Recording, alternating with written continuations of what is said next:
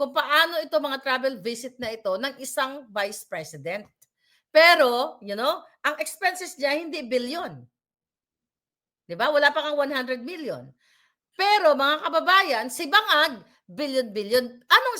You compare, ano ang sinasama ni Bangag Jr. sa kanyang travel? Kumbaga, sino? Si Inday Sara, ang sinasama niya ay mga batang estudyante, mga deserving students para magkaroon ng opportunity ang mga batang ito kung paano makipagsalamuha o makipag-usap sa mga world leaders. Okay? Ang isang vice president at itong mga high school student o elementary students, ma-experience nila. At itong mga batang ito, hindi ito mga mayayaman, mga galing sa kahirapan. Pero si Bangag, sino mga sinasama?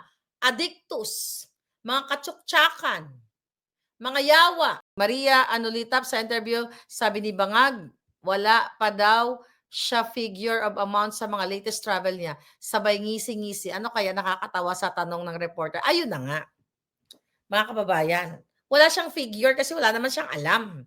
'Di ba? Wala siyang alam kung di suminghot lang ng suminghot. Yang hinayupak na yan, tignan ninyo. Kumusta buhay ninyo? Yung mga report na binibigay sa akin, grabe ang mga report na binibigay sa atin, puro gurguran.